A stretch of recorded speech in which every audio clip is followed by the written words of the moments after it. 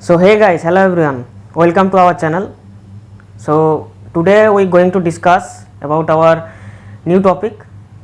We will discuss about our previous year solutions of your favorite topic, organic spectroscopy, and we will going to discuss for our IIT JAM and other entrance students. So we will discuss in this video some important questions from organic spectroscopy. So without wasting any time, let's start the video. So our first question is the correct order of the fundamental vibrations frequency of the following diatomic molecules. So the question wanted to know about the vibrational frequencies of these three molecules and the order of them. Okay. So at first we have to know about their relations. Relation of what? Relation of their mass related to their stretching frequency. So we all know that mu bar equal to 1 by 2 pi c root over k by mu, where c is the speed of light, it is the frequency in centimeter inverse, k is the force constant and mu is the reduced mass. So if you compare these compounds, these compounds, you can see that the which component vary with their these compounds, the reduced mass. So we only take the relation between the stretching frequency and the reduced mass. As considering the force constant will remain constant. If you consider the force constant, it will be much more difficult. And of course, if you are going to give any exam or write an exam, then their criteria is that force constant will be constant, and you have to vary the reduced mass only. So we will deduce a relation about them. So what we get? We get a relation, inversely proportional relation, that when we decrease the reduced mass, the whole fraction will increase and corresponding stretching frequency also increases.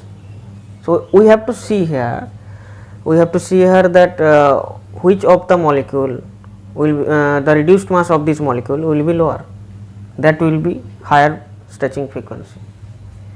So if you calculate the stretching frequency, so what is the formula? M1 M2 by M1 plus M2. So it is the formula of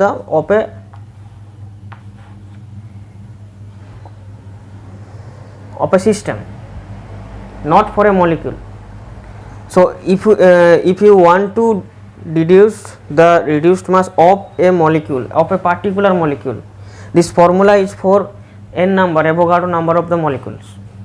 So if you want to deduce a reduced mass for any molecule, so you have to divide its equation with n0. So we will calculate the reduced mass for every molecule. Okay. Oh, how n0 comes? So m1, let's suppose, let me clear this up. Let me clear this concept. So let's take HCl. So I will take m1 and m2. Okay. M1 is the mass of the hydrogen and m2 is the mass of the HCl. Just suppose. Okay. So when we write our reduced mass, this is the general formula of a Avogadro number of molecules. But when we take a particular molecule, one molecule, then what we going to write?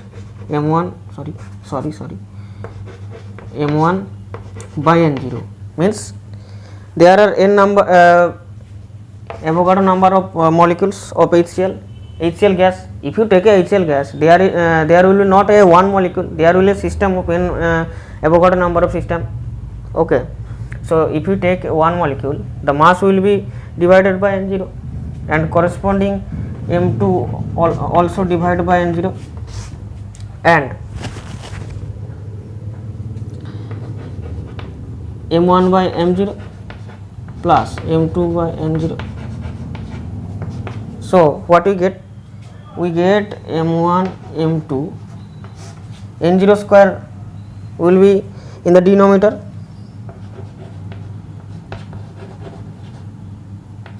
we will get here n0, here n0 square.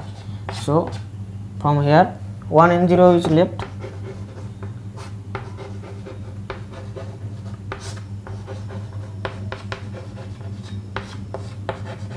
So that's why it is the formula, but this formula is not required for this problem, but it is needed to understand the concept also. You can solve a problem easily, you can qualify exam, but you have to also clear your concepts. Okay, as you are studying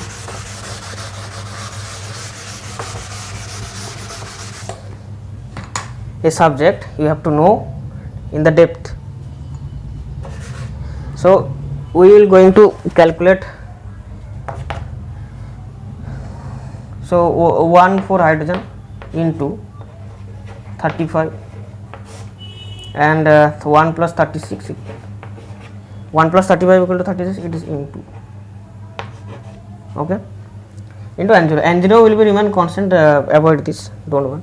For this 1 into 37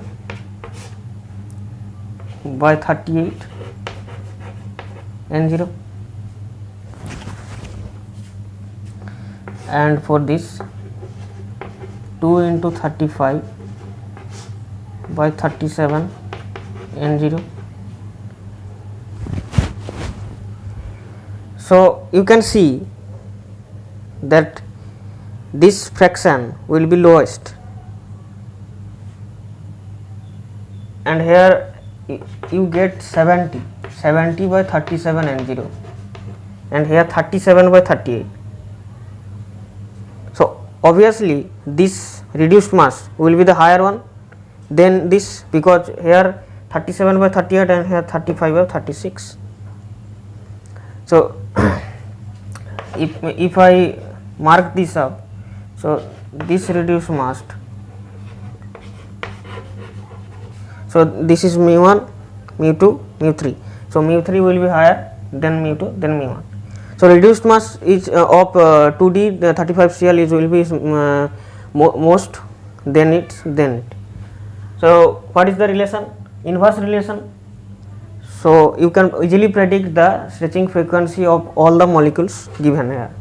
So what will be the stretching frequency? The stretching frequency will be reverse of the order, mu2 bar, mu3 bar. So here we can write that. Here this is the answer. So I didn't take the option because it's for you also. If you are going to solve a problem, at first you should try without options, then you should go for the option. If what benefits of this process? The benefits is that you can solve a question without options, then you can easily solve this question in exam also. When options are given, we find answer between the options. We compare the 4 options and we try to find a easy short method, but that will be that sometimes that will be correct, but so always go for the go first for without options, then with the options.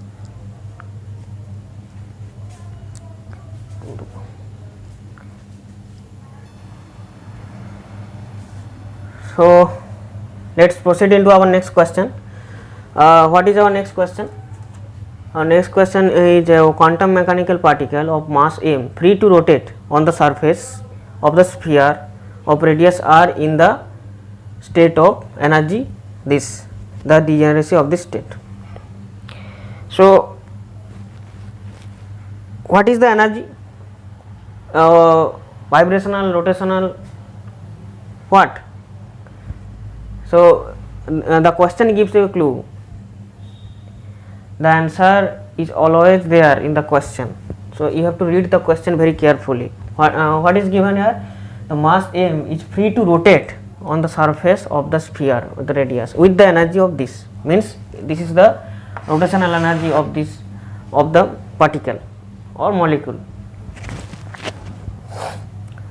So what we have to do? We have to evaluate the degeneracy of this state. So rotational, in case of rotational spectroscopy, what is the degeneracy? Degeneracy will be 2j plus 1. Okay. So to find the degeneracy, we have to know the value of j. How will you get this j value? From this energy. So sorry, tell me now what is the rotational energy formula? So E rotational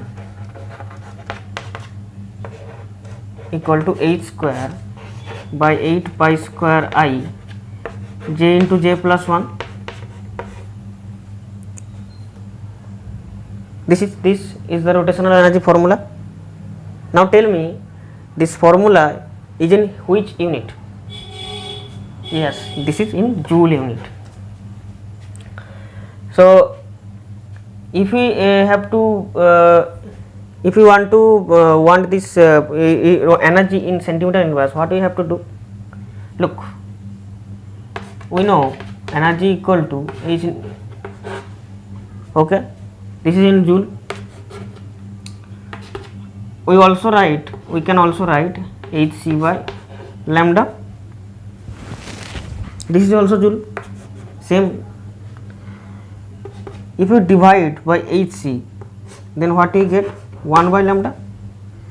So 1 by lambda, how can I? Lambda, the unit of lambda is centimeter, and 1 by lambda is centimeter inverse. This is the process. So we have to divide the joule energy by hc. And similarly, if you want to this energy in frequency in unit of second inverse, then you have to divide this formula h nu by h. Then you will get nu. This is second inverse. Then this is the process. You should know also the unit conversions. Okay. This will I hope this will benefit you. Then what is the conclusion? The conclusion, if the energy is given in joule, you want it in centimeter inverse, divide it by hc, and if you wanted it in second inverse in frequency unit, divide it by h. So go back to our problem. We have to compare this energy with this energy. There h square is given, so we don't need to convert our joule unit into centimeter inverse or second inverse. So remove this. So I am saying these things, extra things. I know the video is going to be very long, but these things will be needed. These things will benefit you definitely, because unit conversions are very essential things. So we have to go with this formula in joule, but you can see there mr square term is present. So what can I write here? H square by 8 pi square. I think I am missing something. H cut square. Yes. Sorry, I just sorry about the mistake. Here h cut square present. So I, what is the I? Is the moment of inertia. How can we represent it? Represent it mr square. So we can write in place of I mr square. Why I write mr square? To compare with this energy, because we want to evaluate the value of J. So write this. Now as in the question h cut square is present, h cut square means h cut means h by 2 pi. So h cut square means h square by 4 pi square. So h square is present, it's convert into 4 pi square into mr square. Okay, so 1 by 2, I just extract 2 from j plus 1. So this is the term is given in the question. So h cut square by mr square, h square by 4 pi square equal to h cut square by mr square. So j plus 1 by 2. So compare this and this. So we can remove this part, we can remove this part and this part. So what we are going to write?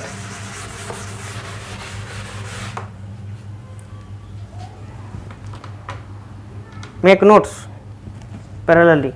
Okay, so what we get by after comparing this? Equal to 10. Okay, or j square plus j 20 minus 20 equal to 0. Middle factor, go back to your 8th standard and 9th standard, remember all things. If you want to do physical sectors, will be quantum mechanics and other numericals. If you will be, you have to be strong in mathematics also, integrations, differential equations and some middle factors. Okay, so what will be the middle factor? 5j minus 4j minus 20 equal to 0, or j plus 5 minus 4 j plus 5 equal to 0, or j plus 5 j minus 4 equal to 0. So j equal to what we get? Minus 5 and 4. So minus value is not acceptable because we are talking about the energy levels. The energy levels is start from 0, 1, 2, 3 dot dot dot. Okay, so we will take the value of 4. This is not the end because we have to find the degeneracy also. So as I said initially, the formula of degeneracy is 2j plus 1. So put the value of j into this, 4 plus 1, so 9. Again I am saying that I didn't take the options. Please believe me, solve all the problems first without options. It will definitely benefit. Let's proceed to our next question. What is our next question? The carbonyl stretching frequency nu CO higher for compare these compounds and determine that which compound has the higher stretching frequency among the others. So stretching frequency of CO will be higher when this CO bond will be stronger. More stronger this CO bond, more higher will be the stretching frequency. So at first we have to look that if there are any conjugation with the carbonyl compound. If there are any conjugation, the carbonyl compound loses its double bond character and turns into single bond or something else, or is there any minus I effect or plus R effect or something else. So at first looked into our first compound, there is OH present, acid.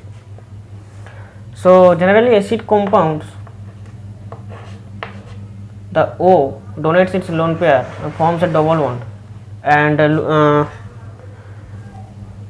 the pi bond will migrate to this oxygen and we will get this OH double bond O minus, this is plus. Okay, so this CO bond loses its double bond character into a single bond character. Okay, for this here is no conjugation is present. For this Cl halogens contain two effects, minus I and plus R also. Which will dominate? The minus I will dominate in case of halogens.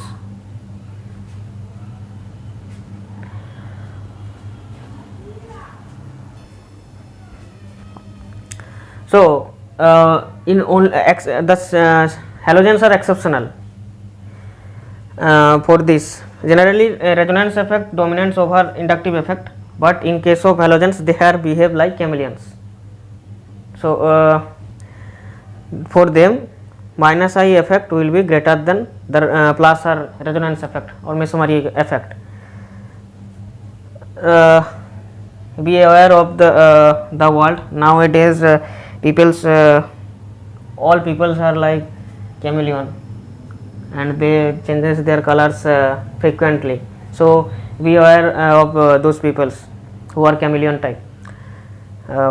Okay, let's proceed. So here minus I effect will dominate for halogens for Cl. So what will be the result? The result is its will strong. The CO bond will be more stronger because of the minus I effect.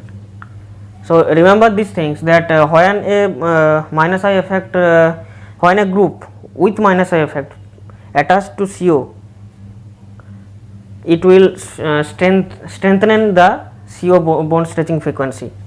It increase the force constant. So the force constant is proportional to the stretching frequency. So the stretching frequency also increases. So let's go for our fourth compound. Our fourth compound contain also lone pair. So the lone pair will migrate to make a double bond here and decrease the stretching frequency. Okay. So after conjugation, what we get?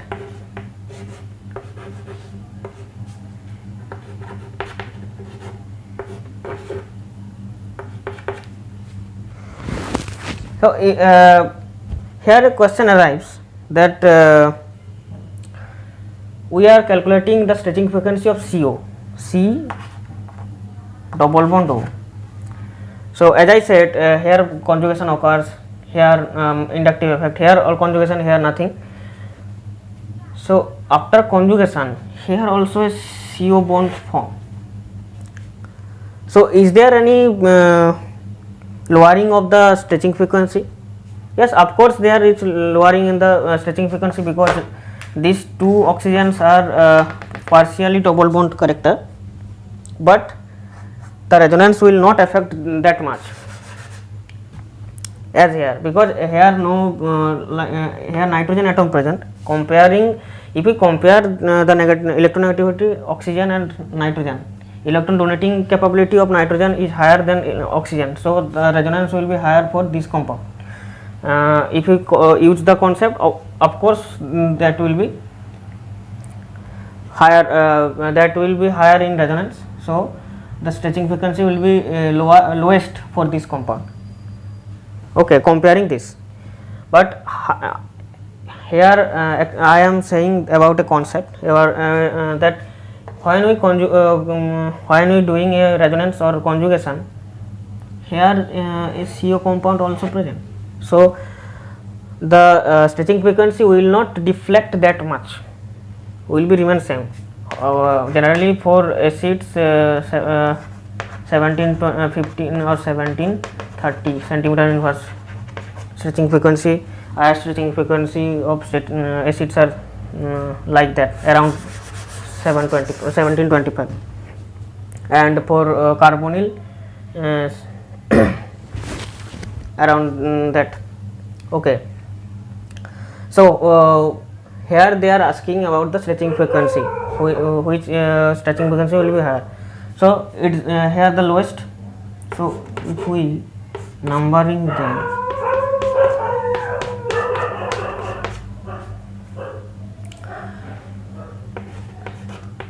lowest, then it or it's, of course there is a conjugation, so the stretching frequency will deflect little bit, more extent. So 1, then here because there is no such type of conjugation or something else, so 2, and this is for highest. Because of the minus I effect, the stretching frequency will increase, of course increase, so that will be the order. The question asks only for the higher rate, the answer will be this, but I comparing these things to understand to make the things more understandable.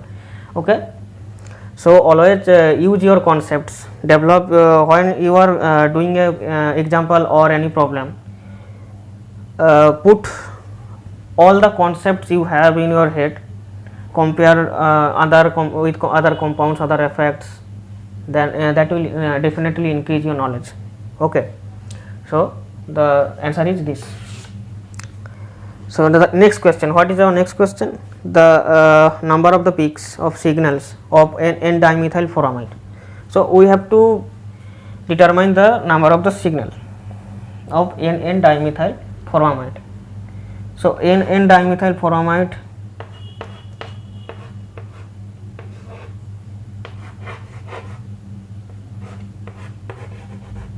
this will be structure.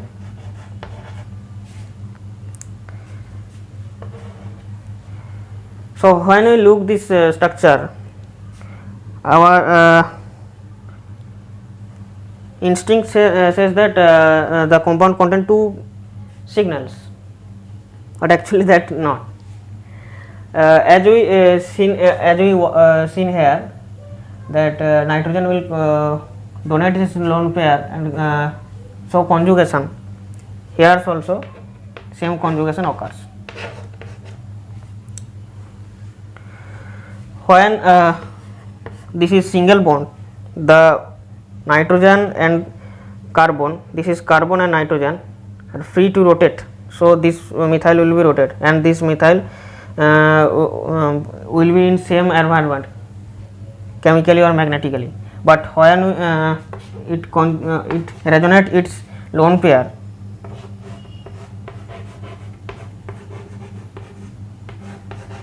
the methyl groups are fixed plus, and you can see that one methyl is closer to electronegative element O minus, and one methyl is far away from O minus.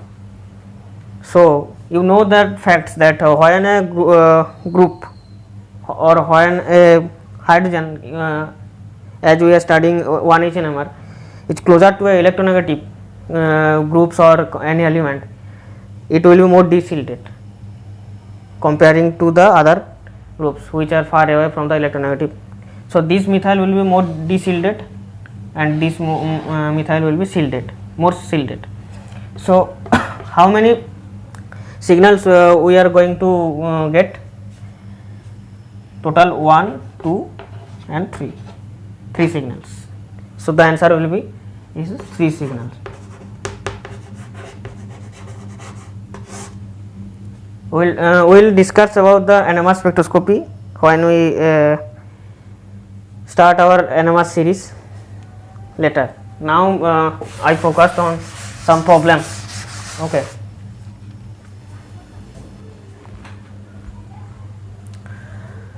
So let's proceed to our next question. So here the question, I didn't write the question. The question is arrange the molecules with their chemical shifts, or which is more downfielded and which is more outfielded.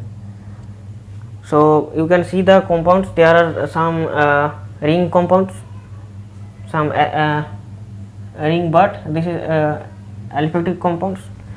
This is normal alkane type compounds, and here cycloalkene. So here one fact I wanted to tell, that anomaly occurs. You know that the stretching frequency of CsP3 sp3H is less than CsP2H, but CsP2H is greater than CsP3H. Why this occurs? I can't tell you the whole reason in this video, because the video will be more longer, but I can say little bit about that. There is how we determine the NMR signals. We put the compound in between suppose AB, a compound. So N2S, the magnetic field. We here put a B0 magnet. The compound has its own rotational and vibrational motions. The compound is spinning and has its own what can I say, Larmor frequency. I will discuss this in NMR series when we make a video, when we make a whole NMR series video, then we will discuss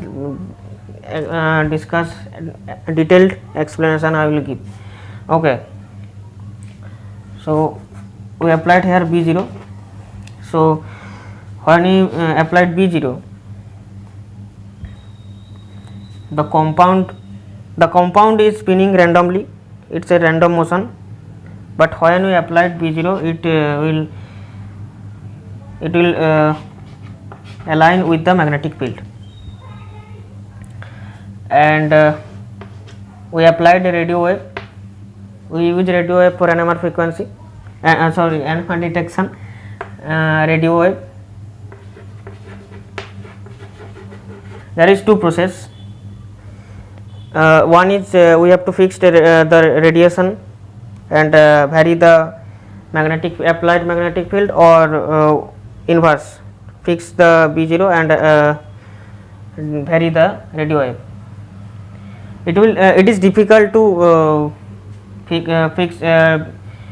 When we fix this, it will be difficult to vary or control the radio wave. It will be more expensive. So generally we fix this radiation and applied B0. What will happen? So when the compound will align with the magnetic field, and as we are putting a particular frequency, a radiation of particular frequency, when this frequency matches with the applied magnetic field, and the compound has own its Larmor frequency, when nu equal to nu dash, the compound will flip and go to excited state.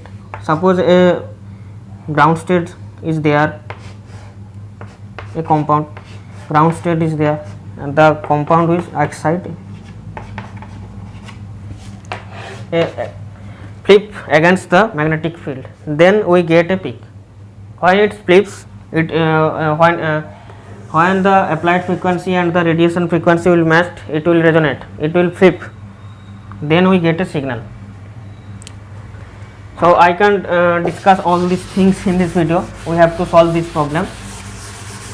So I want to tell that there is a applied magnet. So the compound contains a ring current. It is the applied magnetic field N2S.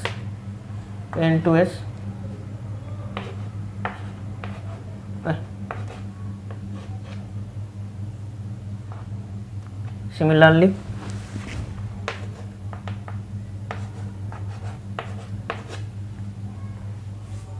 Okay, so you can watch that in at this point this applied magnetic field and this ring current will be aligned with their same line.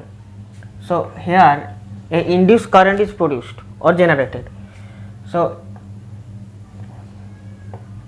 the net, if we calculate the net induced current, so if the initial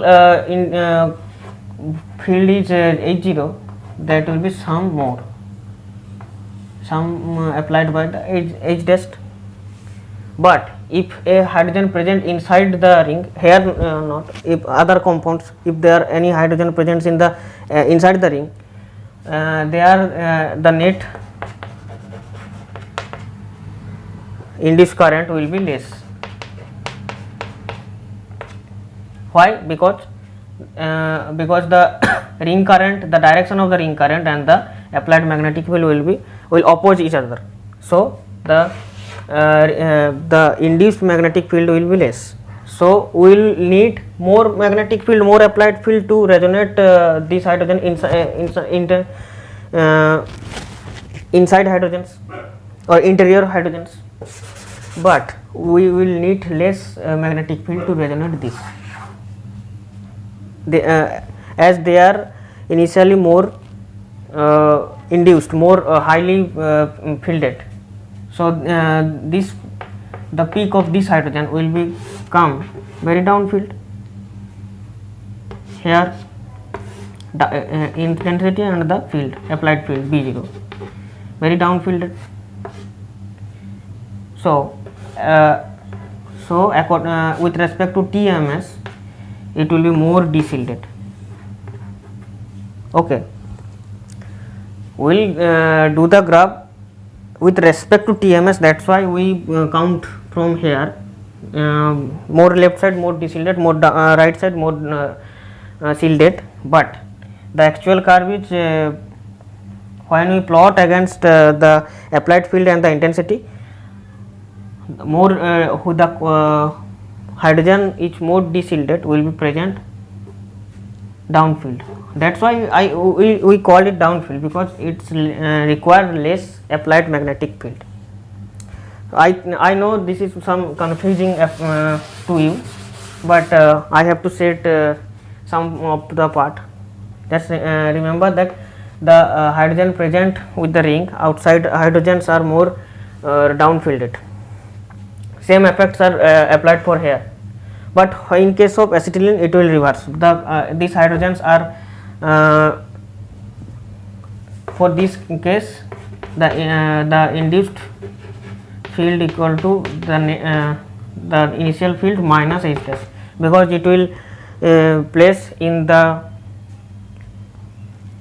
less sided, more so more applied field will be required to resonate this hydrogen. So in case of acetylene, SpH, CSPH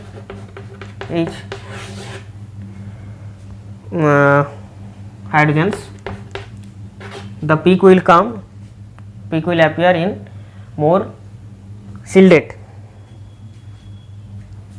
side. Okay.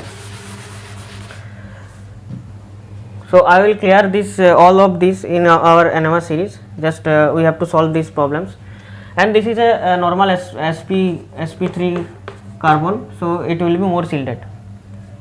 So if we arrange this compound in more shielded or deshielded, okay, the question they asked about more downfielded compounds, arrange increasing order of the downfielded compounds. So more the highest downfielder is 2, then 1, then 3, and then 4. That will be the answer. I hope it is clear to you, but if it is not, I promise you I will make a NMR series of detailed explanation. I will definitely discuss all these things very carefully and details all the and explain all the points. So try to understand these things. If you need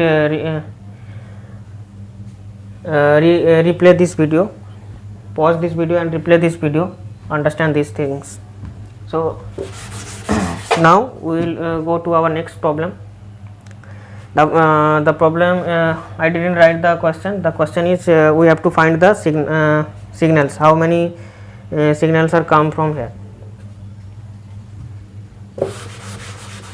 Determine the signals. Okay. So how many signals we get? These hydrogens are in same environment. These two hydrogens are in same environment, and we will get some 3 hydrogens from here. So you can easily determine the number of the hydrogens of different environment. So how many numbers of hydrogens are different environment hydrogens are present? This ortho, meta, with respect to nitro, meta hydrogens, and this is. So 3 signals we get from this compound, and from this compound a isopropyl group is present, 6H doublet, which get this signal from here. Okay, one hydrogen is present here, one hydrogen, and this is 1. So 1, 2, 3, 4, 4 hydrogens, different hydrogens are present. That means 4 signals. So the answer will be 3 and 4. Okay.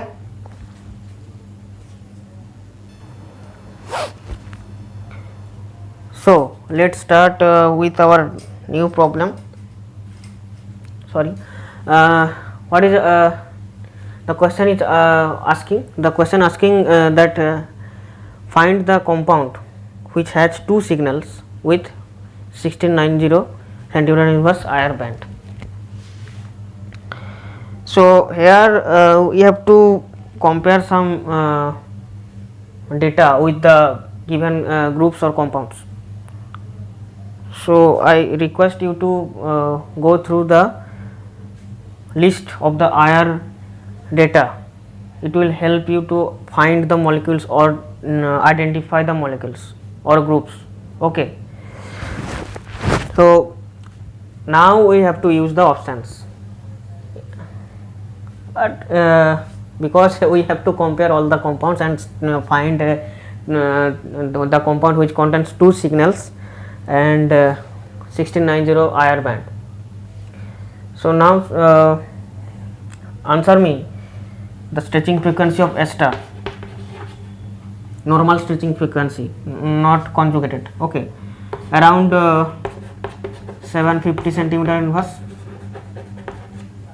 and for ketocarbonyls around 1720 to 1725 centimeter inverse without conjugation.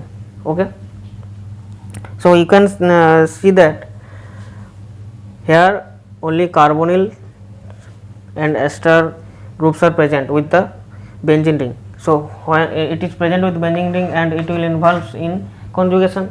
So when ester involves in conjugation, so conjugation reduces obviously reduces its stretching frequency, and also reduces the stretching frequency of carbonyl, because all are connected to benzene rings and involves in conjugation. So when a carbonyl ketone involves attached to a benzene ring or any conjugation, alpha beta unsaturated or something else, the stretching frequency is reduced to something as 90 to 700, because it's a long conjugation with benzene, and esters are reduced to 1725 centimeter inverse. So that's why I was saying that you have to remember the higher stretching frequencies of different groups. It will benefit you to solve or identify some molecules with their groups. Which groups are present in that molecule. Okay, we can distinguish these compounds with their signals also. So what conclusion we get from here?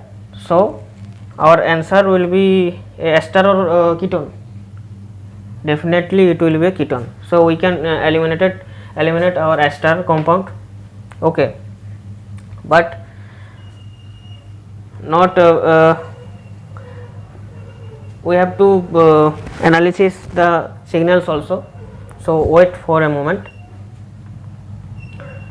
So if we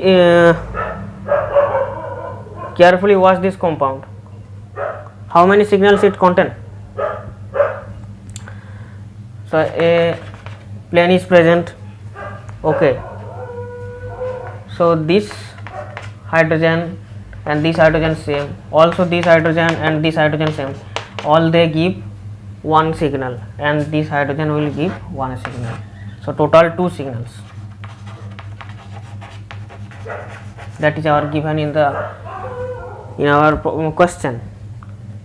How many signals it gives? Here, okay, this hydrogen and this hydrogen. So this hydrogen and this hydrogen are in same environment. So 1 2 3 sorry 3 4 signals. So 4 signals which is not there, so we can eliminate this. As we explain or analyze these things, this is ester, we can eliminate this also, but we will find the particular signals. There are plane presence, we can divide it this, and they are the hydrogens are present in same environment, all the hydrogens. So from this we get one signal, and from this we get one, total 2 signals. But the stretching frequency is not matchable with the given question, with the given data, so we can easily eliminate this. Here it's similar compound with this, just the groups are different, here ester and here ketone. So from here also we get 2 signals. So what is our conclusion? The conclusion is the ester compound is eliminated because the stretching frequency is not matchable with the given data, and also this compound is also eliminated because 4 signals are given. And our question asking about 2 signals, the compound which contain 2 signals and 1690 centimeter inverse IR band. So we will get 2 compounds which is matchable with our given data. So this compound and this compound will acquire 2 signal and 1690 centimeter inverse IR band. So I again request you to go through carefully with the IR data of different groups, which will help you to identify easily which groups are present in the compound. Okay, when you solve the combined problems which is given with IR data combined with NMR data, you will solve the question, those questions very easily.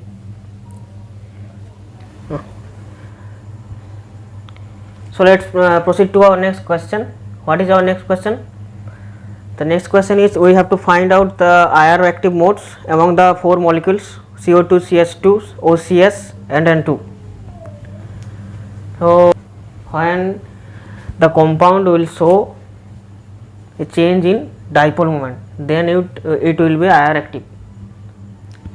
So when it changes dipole moment, when it's vibrating, so we have to find the vibrating modes which are IR active or not. So you know a simple formula to find out the vibrational mode of a linear or non-linear molecules. So we know for linear molecules, the vibrational modes are calculated by this formula 3n minus 5, and the molecules, when the molecules is non-linear, the formula will be 3n minus 6. So CO2, as CO2 is a linear molecule, we will go with the first formula. What is n? N is the number of the atoms present in the molecule. So we will put the value 3 into 3 minus 5, and we will get 4 modes of vibration. When you study your physical spectroscopy, in vibrational spectroscopy you will get to know about the stretching modes, the bending modes. In also R spectroscopy you will come to know the about the modes and the bending and the stretching modes. So we in these 4 stretching or bending modes we will get a symmetric stretching, a asymmetric stretching, and it's like this. A normal CO2 molecule, sometimes the bond will be lengthier, sometimes shorter, sometimes it's bending, twisting, rocking. When you study IR spectroscopy, you will get to know about those things. Now I will tell you about the modes. One is symmetrical stretching, one is asymmetrical stretching, one is, and 2 modes of bending. So we have to find the modes which are IR active, means which are show change in the dipole moment. So symmetrical stretching will not show change in the dipole moment, so the symmetrical stretching mode will be IR inactive. But asymmetrical stretching mode will show change in the dipole moment, so the mode will be IR active. And the other 2 bending modes, we know the formula mu E into D. So when the change in the as dipole moment is a vector quantity, when so change in dipole moment in case of their value or in case of their direction, we will consider both the value, the magnitude, and as well as the direction, change in the direction. If the value will constant, the direction will change, we will consider the change in the dipole moment also. So the bending and 2 bending modes and 1 asymmetrical stretching modes will show change in the dipole moment. So that's why the 3 modes will be IR active. So the conclusion is the CO2 molecule will be IR active. So you know CO2 is a linear structure. So when it came to CS2 will also have the same geometry similar to CO2, because CS2 will be linear as well with similar to CS2. So CS2 will be also IR active.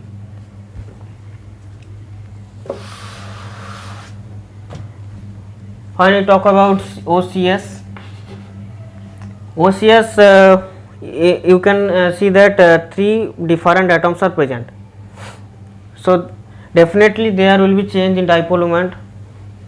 So the compound will be mostly IR active. When we talk about N2, so as the molecule contain 2 similar atoms, there will be no change in the dipole moment occurs. So N2 will be not IR active.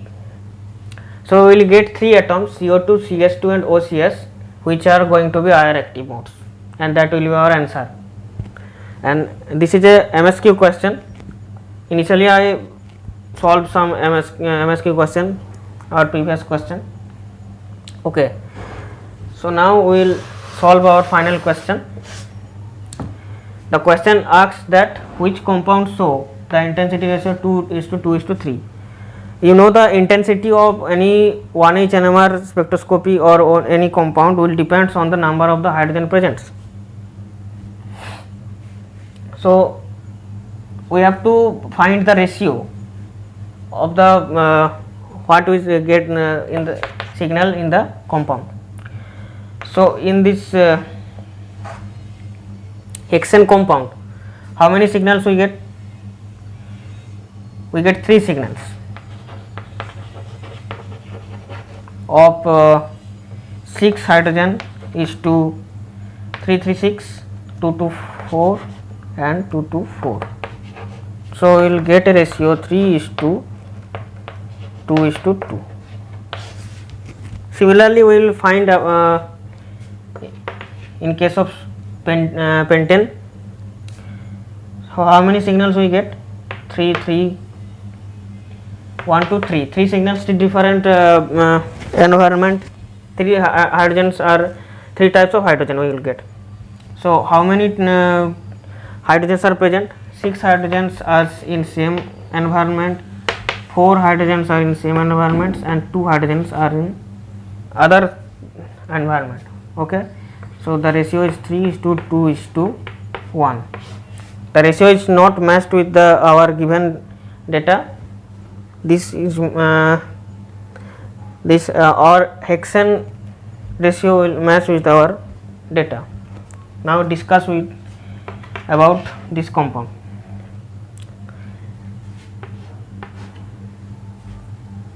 So as the same group is attached in this compound in para position, so we can divide into 2 parts, and from here also. So this hydrogen and this hydrogen will be in same environment, and these 2 hydrogen in same environment, and these 3 are in same environment. So we will get 3 signals, and how many are 6, 2, 2, 4, and these 4 hydrogens are in same, as here a plane, those 4 hydrogens are in same environment. So total 4 hydrogens are in same environment, 2 hydrogens are in same 2 plus 2, 4 hydrogens are in same environment, 6. Similarly in this case we already solved. So the net ratio is 3, 2 and 2.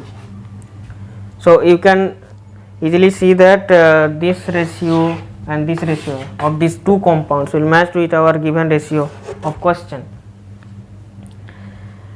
So that's it. Hope this video will benefit you and you will understand more NMR spectroscopy. We will discuss very detailedly in our NMR series. When we start our NMR series, we start from our basics and try to go to advanced level, and this video is for your information, because problems makes concepts more interesting. So that's it for today. Thank you for watching. Thank you.